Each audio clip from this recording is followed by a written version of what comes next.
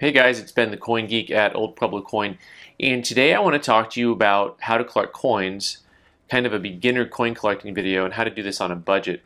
And I'm going to start with a series known as the Kennedy half dollars. Of course, the Kennedy half dollar started in 1964, and we're going to work with a collector named Tommy. And so Tommy has a budget, and it's not a very big budget.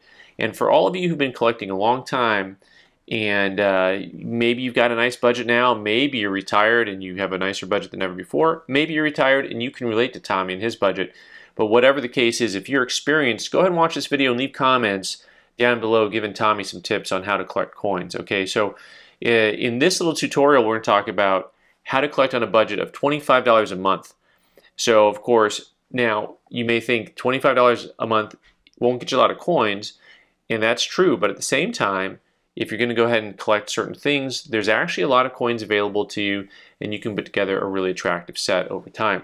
One of the hardest things is, as an American, learning patience, right? Stick to your budget, stick to your plan, and try to collect what you can, right? So one of the things that we're going to look at here is, of course, usually a good starting point is getting a book or an album. If you want to do a full set of something, which is what we're talking about here, you're going to want to get some type of an album, either the older Whitman albums or the Dansko albums, right? These are albums that people use frequently.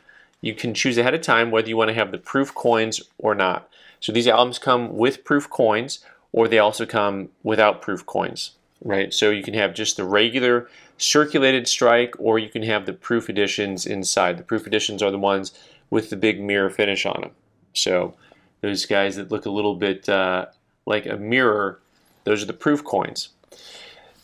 So first thing, getting an album. Now, here's where community comes into play, because we're conscious of his budget, because you're going to spend all your money the first month just on an album, which is, if you have to, you have to. But if you're lucky enough to have a local coin shop or local coin club, okay, then you can look there, because what happens lots of times, especially if you're a newer collector, is people who are in a coin club or at a local coin shop understand that you're new and they want to help show you the ropes.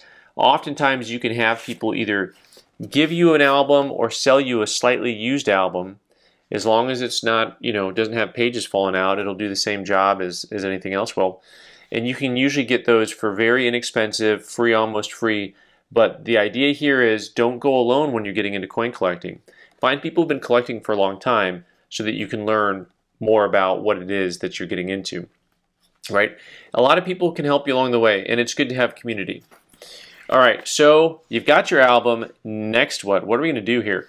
So the nice thing, once again, is if you have a local coin shop, this is where we're going to start with that concept. Okay, we're going to move on from that too. We're going to talk about if you don't have a coin shop. Understood.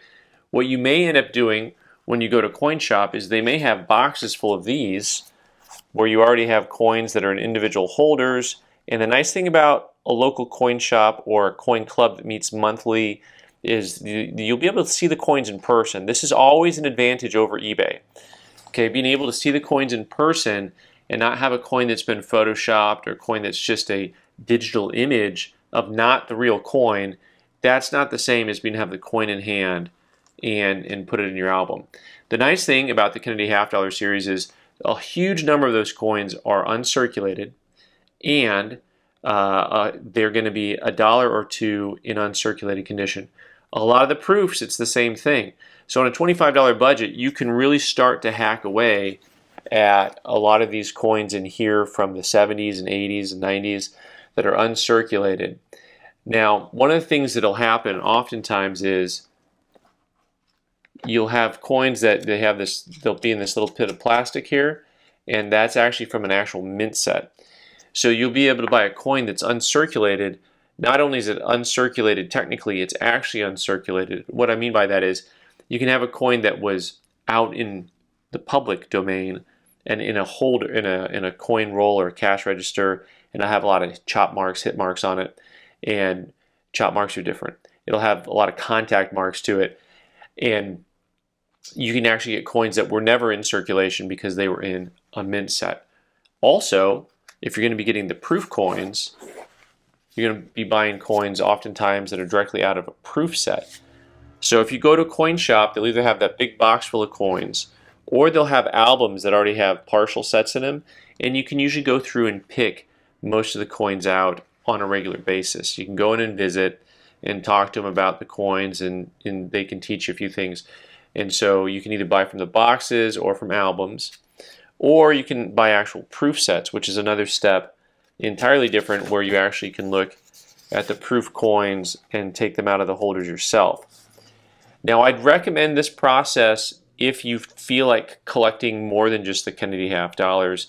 That's not exactly what the video is about, but you can see with all of the modern coins, things that are going to be from the 1950s, say post World War II, 1950s and newer. Really, you can buy the proof sets. For most proof sets, especially from once you get into the 70s and 80s and 90s, most of them will be a $5 buy to a $10 buy. And so you can purchase a group of 5 coins or so for one price and then start to fill multiple albums at once. Right? That's just one of the concepts that people work with when they're looking at buying and putting together multiple sets at the same time, and they're buying and doing proof sets. Now, what I'd recommend on most coin dealers and coin collectors have a similar idea, that is, which coins do you buy first? Usually they say, well, you buy the most expensive coins first, right? Now with the Kennedy half dollar series, you can choose whether you want to collect just the uncirculated coins and they're just going to cost you a couple bucks each, or that with the proof coins. Also, most of the proof coins are not that expensive. Most of them are also just a couple dollars each at a local coin shop or coin show. The ones that'll cost you extra money are going to be the silver ones at the beginning of the book. So a lot of your 1964 coins currently are $15 to $20 type coins, but they go up and down, so they're not always the same price point. And the ones in the later 60s are mostly going to be $5 to $10 type items for most of them, right? But they're kind of fun because they actually look different, because silver has a very white look to it versus the copper nickel coins, the coins that are in circulation regularly, that don't have that same color to them. Also, when you choose your album, you can choose to have the silver proofs or not. So starting in 1992, the US Mint started making the regular proof set, so with the proof coins, and they also started making silver coins in proof sets. This album doesn't have those, but you can choose to have one with or without. That's where you'll start getting into more money, right? Because a lot of the silver proof coins, they're going to be also in that $10 to $15 range. Some of them might be 25 or 30, just kind of depends. Okay, so I told you we'd get into the eBay concept a little bit, right? So Tommy's got a $25 budget. He can really afford a lot of simple coins at one time that are not super expensive, or he can go ahead and buy a really nice proof coin to start with, and then every month look at different things. When you're looking on eBay, and I use eBay as an example, you can look online and find all kinds of websites. I can't really vouch for the websites, and I can't really necessarily educate on all the thousands of websites out there. But most people know about eBay and use eBay. So usually I tell people only to use eBay if you're a more advanced collector. But that's really when you're talking about buying more expensive coins.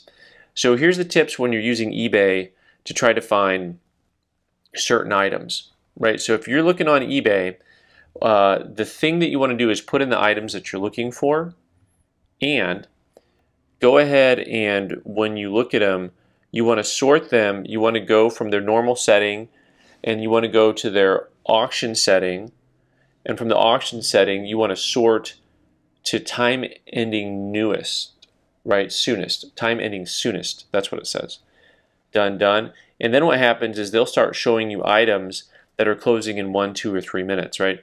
And there's so much stuff on eBay that lots of stuff will slip through the cracks. So I know people who hunt on eBay because things will slip through the cracks. And so eBay is still a good place to hunt for some things, as long as you know what you're getting into and how to not get burned on stuff. And when you're buying, $1, $2, $3, $4, $5 coins, usually you're going to be okay on eBay. All right, there's usually not too much out there that's going to burn you on that. But also, when I'm looking for uncirculated Kennedy half dollars on eBay, another little tip here.